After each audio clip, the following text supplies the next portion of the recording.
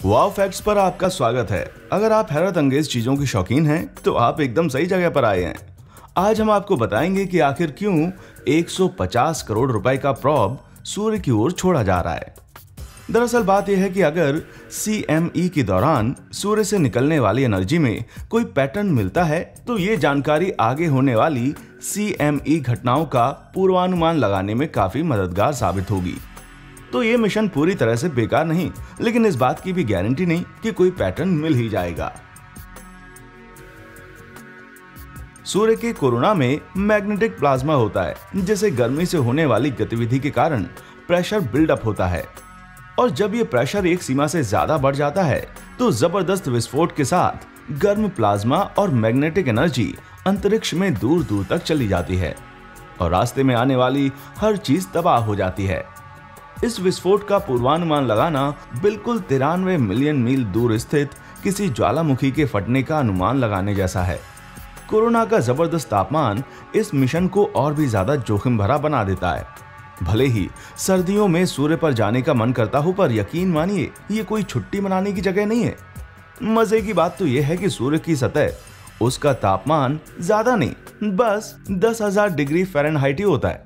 अरे भाई, मानता हूं ये तापमान कुछ कम नहीं है, हीरा इससे 7 गुना कम तापमान पर ही पिघल जाता है, पर ये कोरोना के 1 से 5 मिलियन डिग्री तापमान के सामने कुछ भी नहीं है। सूर्य के इर्द गिर्द बेहद गर्म प्लाज्मा होता है। इस घेरे को ही कोरोना बोलते हैं, जिसमें जबरदस्त एनर्जी होती है। कोर के बाद ये सूर्य का सबसे गर्म और विस्फोटक हिस्सा है। गर्मी के अलावा कोरोना से बड़ी मात्रा में प्रकाश भी निकलता है। पूर्ण सूर्य ग्रहण के वक्त यही लेयर दिखाई पड़ती है और इसका विस्तार अंतरिक्ष में दसियों लाख मील तक हो सकता है। सूर्य की सतह से 3.83 मिलियन मील की दूरी सुनने में तो काफी सेफ लगती है, पर यह पार्कर सोलर प्रॉब को कोरोना की गर्मी से नहीं बचा पाएगी। कार्बन ब्रह्मांड में सबसे ज्यादा तापमान पर पिघलने वाला एलिमेंट माना जाता है, लेकिन इसका मेल्टिंग पॉइंट तो सिर्फ 6422 डिग्री फ़ारेनहाइट ही है।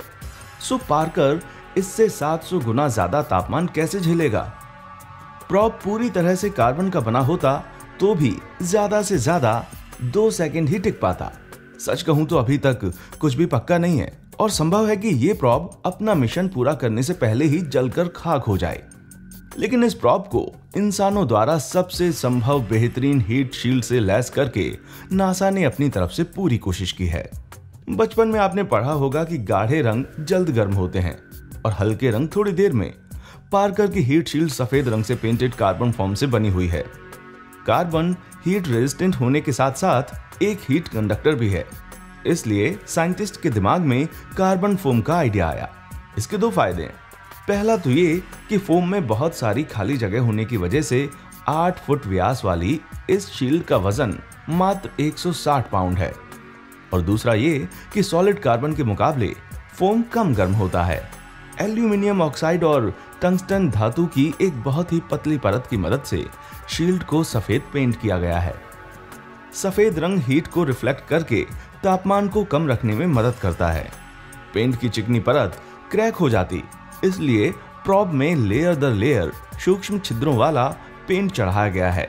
संवेदनशील उपकरणों को बचाने के लिए प्रॉब में मौजूद सेंसर्स शील्ड को हमेशा सही पोजीशन में बनाए रखेंगे।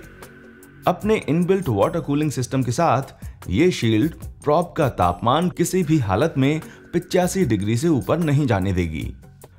इसमें कोई 2 राय नहीं कि ये मिशन काफी मुश्किल होने वाला है, लेकिन अगर ये कामयाब हुआ तो हमें सूर्य के बारे में बहुत सी नई बातें पता चलेंगी। CME का पूर्वानुमान लगा पाना तो उनमें से सिर्फ एक है। इतनी ज्यादा दूर होने की वजह से हम सूर्य के बारे में बहुत ज्यादा नहीं जानते। अंतरिक्ष में सफर करना काफी महंगा होता है और सूर्य की गर्मी इसके अध्ययन की मुश्किलें और ज्यादा बढ़ा देती है। पार्कर के पहले के प्रॉब से बहुत कम जानकारी ही मिल पाई है। सोलर विंड सतह पर तो काफी शांत होते हैं, पर कोरोना में पहुंचते ही किसी तूफान की तरह तेज हो जाते हैं। हमें बिल्कुल भी पता नहीं होता कि ऐसा क्यों होता है। ये भी नहीं पता कि इतने जबरदस्त तापमान से घिरे होने पर भी सूर्य की सतह पर तापमान इतना कम क्यों होता है। फिलहाल तो हमें पक्के तौर पर यह नहीं पता कि ये किस चीज का बना हुआ है। पहले के प्रॉप्स और ब्रह्मांड में मौजूद तत्वों की जानकारी के आधार पर हम बस इतना ही अंदाजा लगा सकते हैं। कुछ साइंटिस्ट का तो ये भी मानना है कि समय के साथ साथ सूर्य के कंपोजिशन में बदलाव आया है।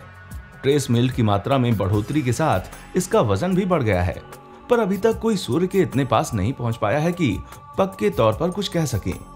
तो नासा वाले क्यों 150 करोड़ का प्रॉब लॉन्च कर रहे हैं? क्या वे सनकी हैं? पता नहीं, हो भी सकता है। पार्कर प्रॉब काफी जोखिम भरा मिशन है और हो सकता है कि ये शायद पैसे और समय की बर्बादी ही साबित हो। पर इस मिशन की कामयाबी से होने वाले फायदे इतने इंपॉर्टेंट हैं कि हमें ट्राई तो करना ही होगा। तो क्या कहते हैं, अब समझ में आया साइंटिस्ट 150 करोड़ डॉलर सूरज में क्यों झोंकने जा रहे हैं? क्या पार्कर सोलर प्रॉब अपने मिशन में कामयाब हो पाएगा? नीचे कमेंट्स में हमें अपनी राय जरूर बताएं और वीडियो पसंद आया हो तो हमारा चैनल सब्सक्राइब करना बिल्कुल ना भूलें। देखने के लिए शुक्रिया।